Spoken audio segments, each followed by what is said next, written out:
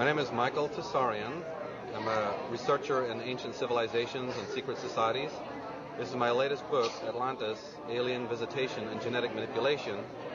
I myself am from Ireland, and I've specialized in what the Celtic records, the Druidic tradition, the Celtic mythologies have to say about the concept of UFOs and alien visitation. Could you tell me about the hollow inner Earth? What are your beliefs and what's your evidence? Oh yes, the hollow Earth concept is another one that goes back to ancient times. This is not something new, and in my book I have lots of resources about the hollow Earth, about underground cities, caverns that are discovered in the Earth. I mean, you only have to look at your own mythologies. The trolls, the dwarves, the elves. Where do they all come from? Why is it that we, in our burial ritual, right, in the Christian world, when you die, there's a ritual of being put back into the Earth? Ask any Zuni Indian, ask any Hopi Indian about the hollow Earth. They know exactly what you're talking about. It's completely replete in all the mythologies of the world about underground cities. And in fact, Admiral Byrd from the United States Naval Air Force, right? He flew over entrances to the hollow Earth. You have experts who know all about this, who've written extensively on the hollow Earth. And caverns that sometimes go as far as 8 miles down, with literally thousands of miles of ventilated shafts. Eric von Daniken has gone blue in the face trying to expose this. That these are caverns some of them are not natural, some of them are carved with precision, with laser, tools.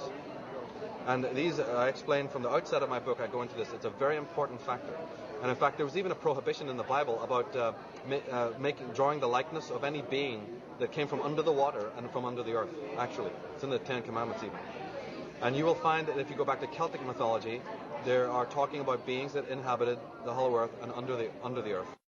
I've studied a lot of the ancient texts that have been combined and written into several other old books. Madame Blavatsky, she was a big fan of the hollow earth theory and actually traveled down to South America and was looking for entrances into the South American cave systems, which are actually connected to the other tunnel systems all around the world. And it's fascinating. And you can come into a modern city, any modern city, someplace as big as Dallas. And when they're putting in highways, freeways, sewer systems, they inevitably run into uncharted tunnel systems under Dallas. And these tunnels have strange tracks in them with these little cars that move by themselves. And you think it might be a coal type of mine, or there's no coal mining in Dallas. You can go into a real coal mining town like Bridgeport, Texas, where there were actually several shafts back in the turn of the century, about 1800s or so, where they put 7 or 8 shafts into the town, under the town of Bridgeport. But today, there's not 7 shafts anymore. The whole underneath of the town is a webwork of tunnels. Why? And who did it? And I'm currently trying to get maps from the Railroad Commission to see, why and where are they going, and all the exterior entrances to these old coal mines are all sealed up, buried up.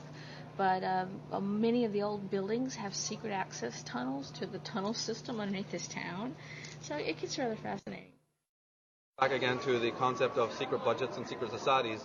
The governments of the world have long been seeking, because our poles shifted, and the Earth topography has changed. So lots of the normal entrances to hollow Earth have since changed. And some of them were in Antarctica. And therefore the ice on Antarctica makes it a problem now for people to visit there and go there. So the Nazis under the Adolf Hitler and the fascists that rule this country, namely the government, they have always been funding different individuals to try and go and reopen portals and to find entrances to hollow Earth. So Admiral Byrd was simply an agent who had flown over there, and he had a large budget, and they took ships out there, and some people say that they discovered entrances to hollow Earth. There's also hollow Earth entrances in the north. And I've researched this for many years, and I actually know where a great deal of entrances to hollow Earth are. What brought Atlantis down was what the mythologies say brought it down, which was a war between the gods, or a conflict between beings that were called the gods, and the kinds of technologies that they were using. This is a motif that you find in mythologies of the ancient world. The beings who interfered with our history are still around, or at least their descendants are still around, behind the thrones of government. And not only do we have to deal with the existential problem of evil within ourselves, we have to deal with the social nihilism, the governmental paradigm, right, coming out of the 11th century BC, where the great empires of Sumeria and Babylon rise, and they're based on tyranny, territorialism, suppression of the earth, suppression of women. All the later epochs, all the later empires are based on those paradigms. And then they say in the history books that history just stops at 11,000 years ago, or that's when it begins, right? And we don't know what happened before that. A complete fabrication, because all the ancient legends have plenty to tell you about what was happening before that, which was that there was high cultures, high civilizations, who fell by the misuse of magic, who fell by the misuse of energy. You know, this is an old story going back, and we may be heading for the same thing. The Mayan calendar talks about the year 2012. They talk about it being the possible end of our world. I don't necessarily think it'll be the end of the physical world, but it will certainly be the end of the world as we know it, from a psychological, sociological, economical point of view. We can definitely expect many changes. We're already seeing that. And now with the attack on September 11th, there is very much a wake-up call to America in general and to the West in general to wake up, to discover that there is an occult history of their country, there is an alternative history of the world. And so my book also focuses on that. You know, the latter part of the book is about solutions, about the occult history, how these alien beings have infiltrated into our societies and are still around. I address the reptilian concept, which has been, of course, the center of what David Icke has been doing, and we have certain differences. And Zachariah Sitchin's work, I talk about that. I'm in the tradition of these kinds of scholars. It is crucially important that this is not accepted as mere history lesson of the past. These motifs have a very great bearing on our age. We talk about the alien DNA from our human point of view. You could use the word evil. You know, maybe it's not quite the right word, but it certainly is a word that implies that whatever the alien mentality was, it was different than ours. And I'll be specific about that. One of the major differences is the fact that these alien beings came from a civilization that was extremely technologically advanced. I mean, you're talking, you know, Mr. Spock and beyond, many grades further than where we are. And the Earth, in its pre-visitation state, was where our ancestors were very much in harmony with the Earth. Now, this doesn't mean much to most people anymore, but it certainly does mean a lot to shamanistic kinds of people and to early societies who understood what that meant, being in harmony with the Earth, where the mind and the Earth are at one. These visitors came in, and of course they didn't understand that, and they are very technologically, mentally advanced, without so much of the spiritual, human aspect. When they crossed our DNA, this is where we inherited this great inner schizophrenia within our own nature. And the sum total of that is the fact that today we have the criticism, and it's a correct criticism, that our scientific, technological abilities are far in excess of our psychological, spiritual, and emotional development. And many pundits, many activists, many scholars have said, why is this? Why is this happening in our society? Well, again, there is a definite answer. It's because we've had a propulsion unit behind us, making sure that we are propelled towards technological advance at the cost of the other. Because this is not something, again, that would happen naturally, right? It just doesn't happen naturally. And if you see it happening in the world, it is because there's some artificial engineering going on that makes sure of this. And it connects to what I'm talking about, where the visitation of these beings has been moving mankind steadily forward in a technological way because they have an agenda. And I talk about that in the book as to why they'd even want to be doing that. And when I talked about the Mayan calendar 2012 as an end game date, well, we're very close to that now. We're already past the new millennium. And philosophers, mystics, psychics are saying that time is going to actually speed up. And I think it already has. This whole 9/11, September 11th, is part of that cycle. Because the decade is better expressed as an ennead, an enneagram, which is divided into three sections, three triangles, if you will. The 9 years are divided into three threes, right? And the first triangle ends in 2003, obviously. 2000 to 2003 is one triangle. So in November 2003, there could be another attack. There could be another debacle. There could be another wake-up call coming for America. It's all based on how well we do in our learning curve. My name is Jordan Maxwell. For the past 43 years of my life, I have spent researching and studying the world of hidden knowledge, ancient mysteries, occult and secret societies, fraternal orders. My real first love is theology, occult theology. But let me warn you, and let me say that the word occult does not mean evil or bad. It carries that denotation, but it's not really bad. Occult simply means hidden. Anything which is hidden is occult. It's a Latin word for hidden. Consequently, so much of knowledge, important spiritual, political, sociological knowledge, it's been hidden. And so I have spent, as I said, the past 43 years of my life searching out hidden knowledge. And that's what I do. I'm fascinated by how much we don't know. The state of Israel is actually connected to America in a very arcane and secret way. So they are, the state of Israel is connected to the American federal system. It's very interesting. That's why America sends billions and billions and billions of dollars. Quite literally, I've heard the figure per year, something like $17 billion a year to the state of Israel. Incredible amounts of money. Why? There's something else going on here, and they haven't told you the whole story. If you were looking down from a satellite, looking down onto the earth, or even higher out than a satellite would be, you would see that the largest single landmass on the earth is from Russia, from the northeast tip of Russia, all the way across to central West Africa, to the West African coast. Then from England, England, all the way across to India. And you crisscross the largest single landmass on the earth. That cross comes right through the city of Jerusalem. That's where it crosses. And so the old ancient Phoenician Canaanites, being the bankers, they said, if you coming through town to do business, Jack, you're going to pay us up front.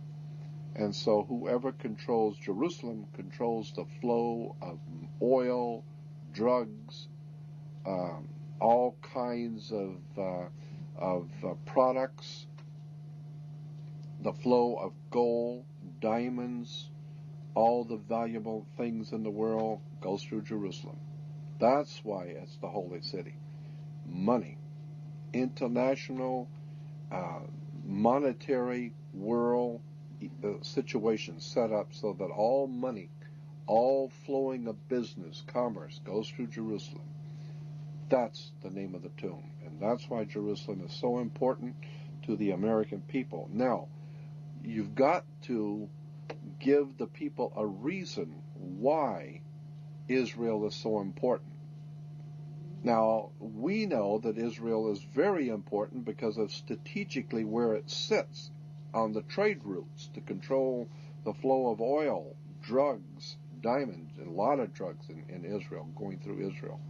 Major movements of illicit narcotics and drugs through Israel. And diamonds, gold, money, etc., etc. But you've got to give the people who are going to go over there and lose their lives and give their sons in war, you've got to give them a reason. So we tell them that it's religious. It's the Lord's chosen people, the Lord's people. And the Lord himself has chosen Israel. And we give them a line. You'd be surprised what Americans love. They love that kind of stuff. And so we tell them, it's the Lord's will. And the Lord Jesus was there, and all the great prophets and all of that. And so we have to protect that little country, Israel, because it's the Lord's will. So I believe that all of these things which are happening right now in the Middle East there are many factors involved, obviously. It's not just oil. It's not just money. Those are the cards on the table.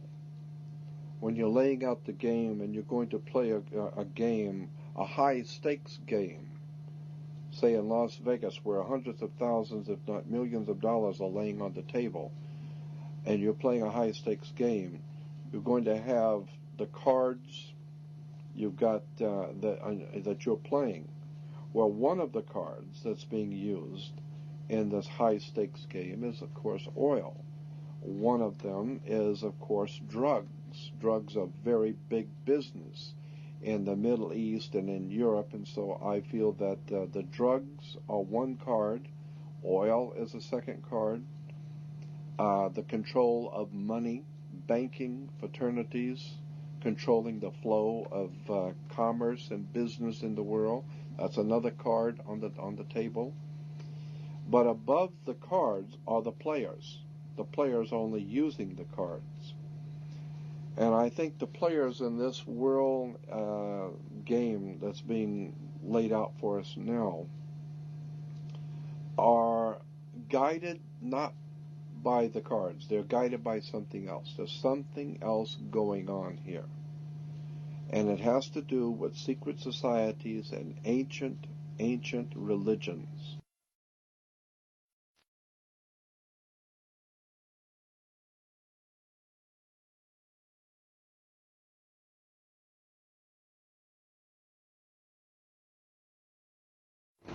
Hi, I'm Jim Mars, and I've always been interested in secret things, alternative stories. My background is as a news reporter, and I learned early on about the so-called secret societies. And my question was, do they really exist? And more importantly, do they have any power? Over a period of 30, 35 years, I have studied, read, talked, experienced, and I want to tell you they're real, they're here, and yes, within the inner core elite, they definitely have power. And I think this is an anathema to the whole concept of a free, open, and democratic America.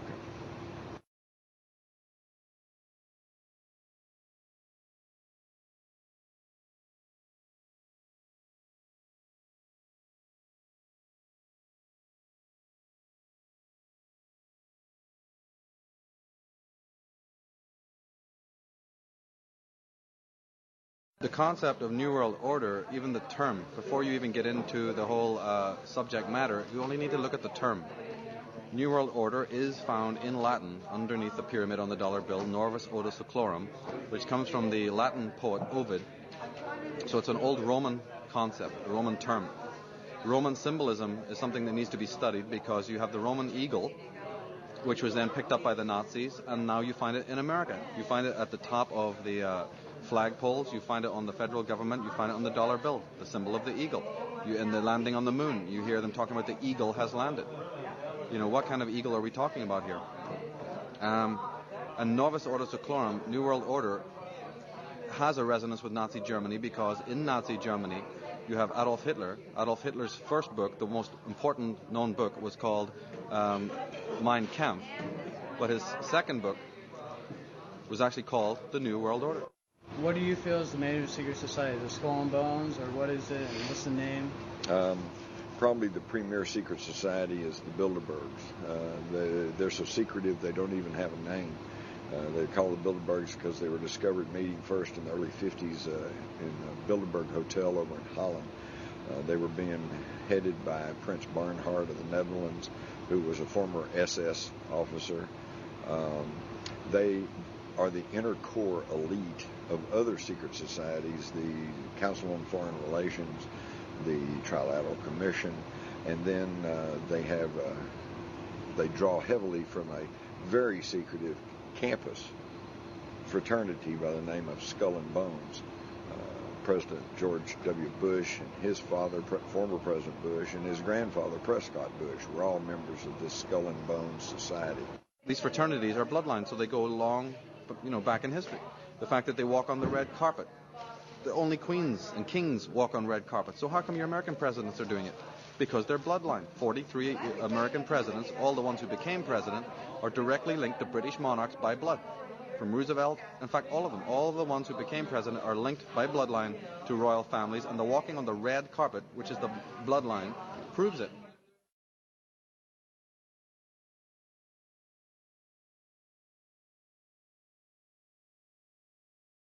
There's a group of probably 300 men that control most of the actions of the world. It boils down to what's known as like the 7 families. And between the 7 families, they all pretty much have divided up the earth as we know it.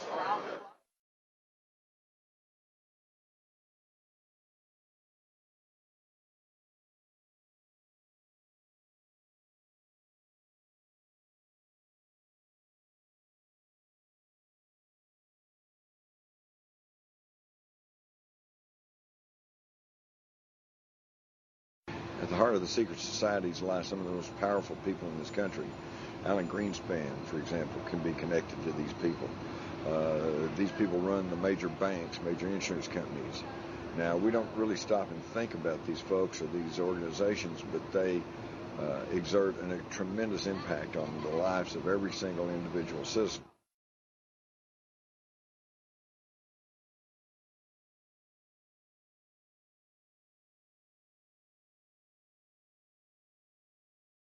Well, my name's John Greenwald. I've been doing a website called The Black Vault for about 6 years. I research the connections on what the government has done, the investigations they've done in the past, and what I do is I scan all these documents on the internet and have archived over 107,000 pages on the internet.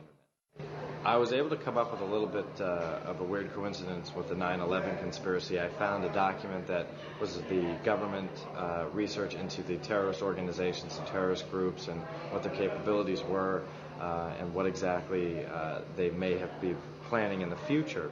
They profiled one in particular, and that was obviously Al-Qaeda. That doesn't really sound too strange, but the strange part is the government publication date on the document.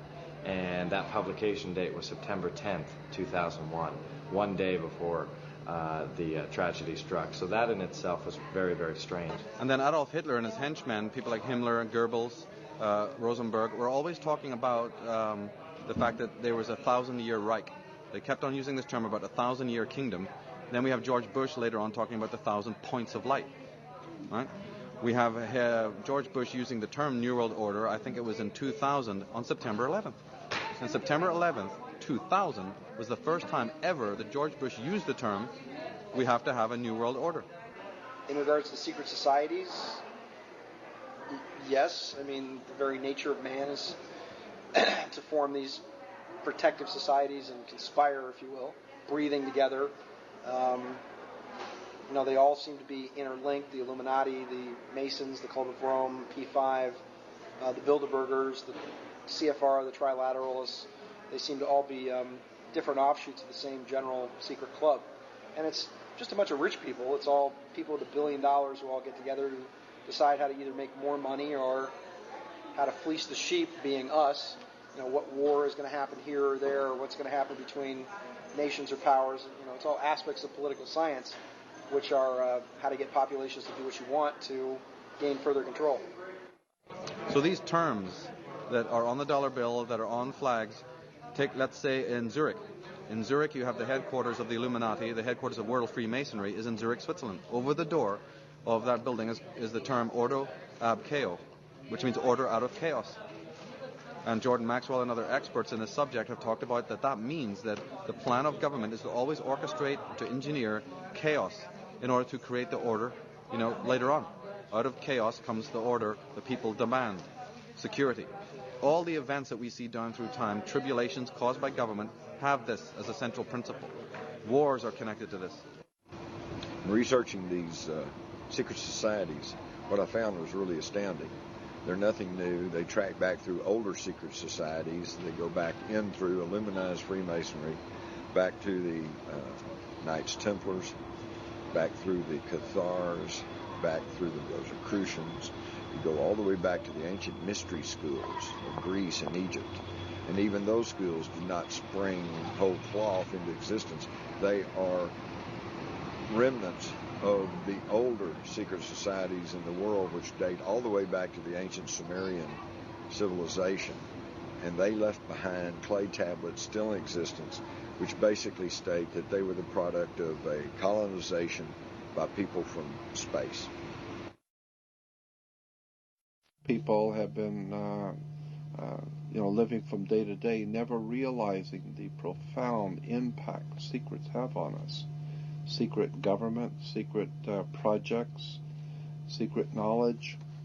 And today we are beginning to see that the world is in serious trouble.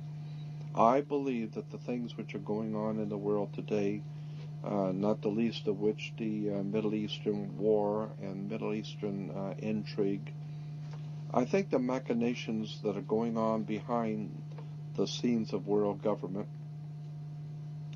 are being orchestrated. I have no doubt in my mind, after 43 years of looking at this subject, that so much of our world, the wars, the violence, the bloodshed, the animosity among races, is purposely designed by someone. Catholic Church is involved in Israel. They're involved in the Holocaust. When the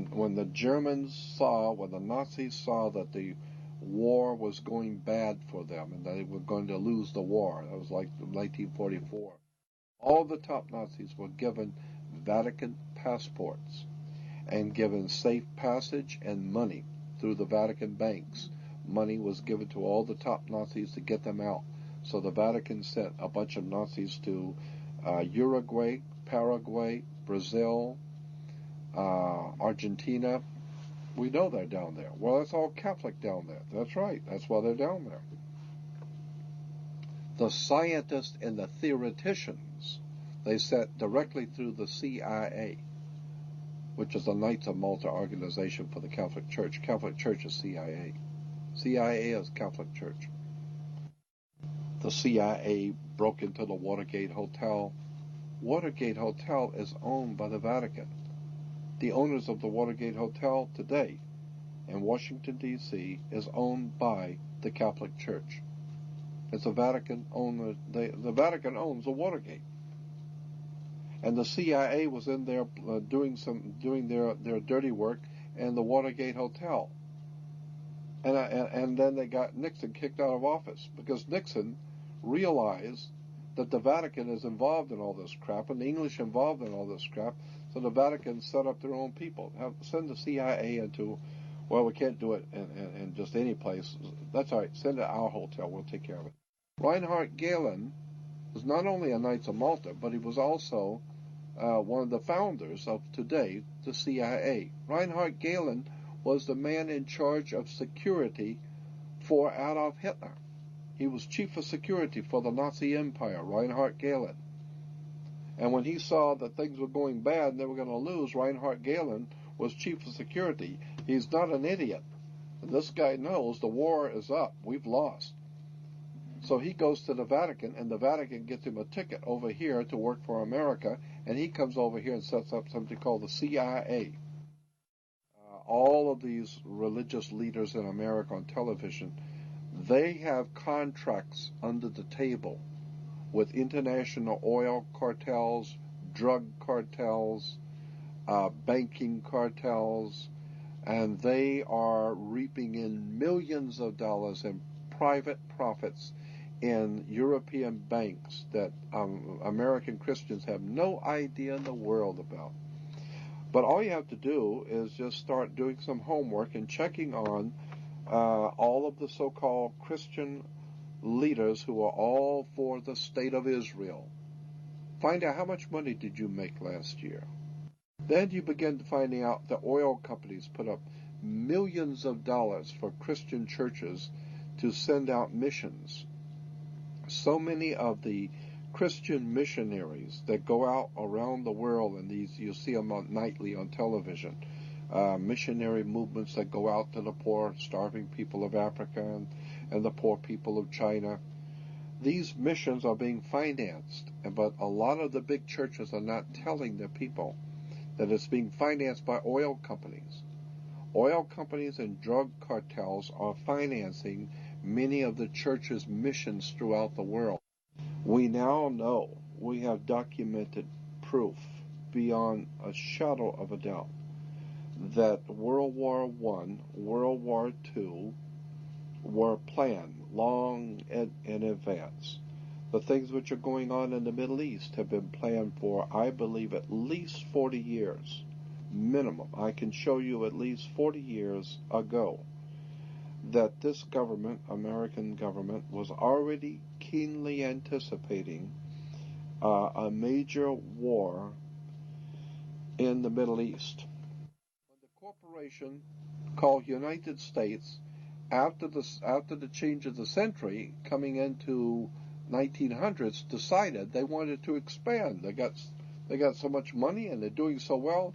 They thought maybe we could expand the business, move the corporation out a little bit. Let's expand business. Let's go to Germany or Europe and open up a big corporation there and take in their corporation, their government. We'll take them over. And the Germans said, "Hey, Jack, it's like a mafia. What are you coming over here? You're gonna buy me? I'll buy you. You don't buy me." Like the Godfather movie. What, you're going to come into Las Vegas and you're going to give me, and you're going to buy my hotels? Who says I'm going to sell my hotels? And the American corporation, British American corporation, said, unfortunately, maybe you didn't understand. Let me restate it so you understand. I didn't ask you. I'm telling you. We're moving in here. It's called a corporate takeover. And so there was a hostile corporate takeover where the American corporation decided they want to take over in Europe, and they didn't want to be taken over. Well, it's too bad. We'll take over anyway. So they called it a hostile corporate takeover. We call it World War I. So the corporation called United States was able to overthrow the existing corporate order in Europe, but it cost a lot of money. They had to build a lot of tanks and jeeps and pay a lot of people. And the corporation, well, they were successful. They did what they wanted to do. But they went broke doing it. And so when they went broke doing it, and then the bankers pulled their money out in 29, we had something called a stock market crash. Because the corporation spent so much money, they went broke. So the international banker says, well, if you're broke, what are you coming to me for? I'm not going to loan you money if you're broke. And so, broke. So the international banker says, well, if you're broke, what are you coming to me for? I'm not going to loan you money if you're broke. And so, what do you have as collateral? You got any collateral that you can put up for me to loan you the money? And the corporation called United States, the British corporation called United States, said, yes, we have the stock. We'll give you stock in the company. You are the stock in the corporation. So they give your body to the banks in Switzerland. So your body now becomes stock for the corporation called United States because you are a money maker. Bankers came in and said, if we're going to loan you money, you guys have lost money, you guys have gone bankrupt, we're going to take care of the accounting. We're going to see where the money goes. We'll give you the money, but we're going to make it sure it goes where we want it to go. So they set up the Federal Reserve System and then the collection agency to make damn sure that you people pay us. We're going to set up to keep a record of how much you owe us in business each week. We're going to call that the Federal Reserve. And to make sure that your stock, all the chumps out there in America working, make sure the stock pays us. We're going to make sure they pay us. You don't just tell me you're going to pay. I'm going to make sure they're going to pay. So we will set up a collection agency. Our own personal collection agency is called the Internal Revenue. You mess with us, Jack, and we're going to hurt your face. You owe us money. So the banks loan money to the privately owned corporation called United States, and the United States corporation gave your body, your birth certificate, to the banks as collateral for the loan, and that's why today Americans are nothing but slaves. Now this is something I want you to understand, and you need to listen carefully because this is profoundly important. Most people have never heard this and don't even understand what I'm trying to say. So try and follow what I'm going to tell you. There are two kinds of law on the earth, as I've said. One is called civil law, which is the law of the land, and one is called maritime admiralty, which is called the law of water. Maritime admiralty is banking law. And the law on the maritime admiralty says that you, because you came out of your mother's water, are a maritime admiralty product. This is why the ship is sitting in its berth and it's tied to the dock, and the captain has to give a certificate of manifest to the port authorities, because money is changing hands. This is why when you were born, you have to have a birth certificate. And it's got to be signed by the dock, because that's where the ship is tied to, is the dock. So the dock signs your birth certificate. Why? Because you came down out of your mother's water. You came down her birth canal. You are a maritime admiralty product. And therefore your birth certificate is signed by your mother. And where your mother signed on the birth certificate, get it, you will see it does not say parent or mother, it says informant. Your mother was informing that the bank that she has just produced another product to be bought and sold. England, the British Crown, through international banking, owns your physical body, and that's the law. So you can think it's funny all you want. So the bottom line is that you are a maritime admiralty product, and therefore the banks own your body. And on the back of the Social Security card will be numbers in red. On the front will be in blue or black, but on the back will be in red. The numbers on the back of a Social Security card in red designate your body. It is the serial number of your stock. And this is why if you're wealthy, you are preferred stock. If you're poor, you are common stock. But you are a stock on the stock market. Your body is bought and sold through the use of your birth certificate. And if you could get your original birth certificate back, you would find that on the back of the birth certificate are all the banks around the world. All over the world, banks have used your birth certificate because you are a stock in a maritime admiralty banking scheme where you make money for banks.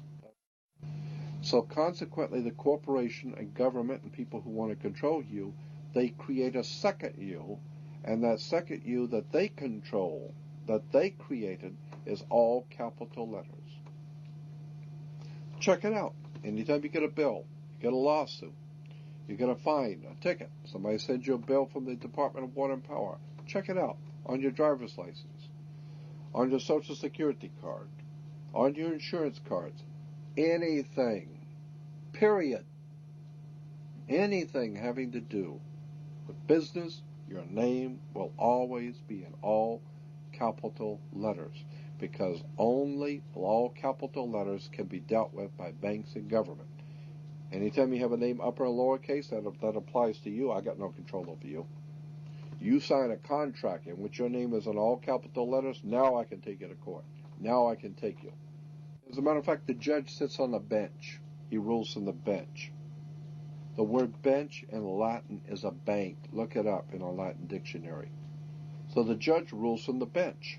Right, because he's ruling for the bank. Why? Because somebody's going to pay. It's just a game here. The Queen of England wants a cut of the American blood. She wants a piece. So it's going, somebody's going to pay, and the money's going to go where? Into a bank. That's right. The judge rules for the bank. So consequently, if you are working in California making money, you are then referred to as a franchisee. You're a franchisee of a foreign corporation. 1849 Constitution of California. 1849 Constitution of California says No California citizen will ever pay taxes in California state. Ever. There will never be a state tax in California. Ever. That's the Constitution in California. But if you say that you're a United States citizen, you're saying you work for a privately owned corporation called United States. Therefore, you are a franchisee of a foreign corporation.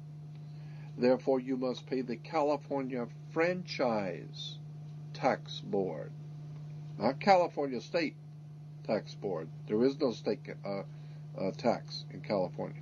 You pay the California Franchise Tax Board because you're a franchisee of a foreign corporation on the maritime banking law, international law. You work for the Queen of England. Your butt is owned by the Queen of England in a corporation called United States, while a man called Bush is the president of the British corporation.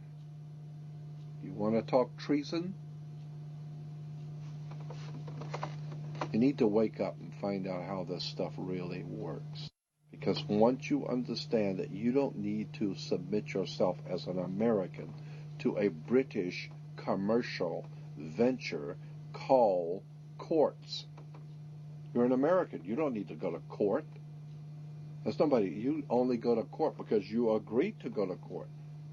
When they send you a subpoena to court or summons to court, and they've sent you something, you look at it and say, hey, Jack, that's not me. That's in all capital letters. All capital letters is a corporation. It's a corpse. It's dead. Do I look like I'm dead to you? No, I'm an American, Jack. I ain't dead. And besides, I'll go to an American system for justice. I don't need no British Grand Lodge Masonic system called courts.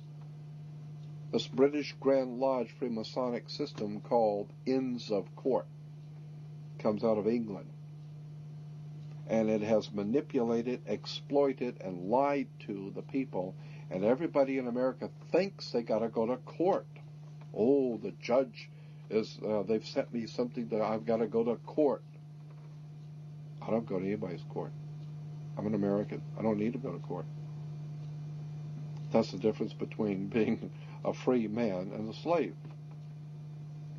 Very few Americans have ever really thought about the fact who was the enemy of this country when it was being founded.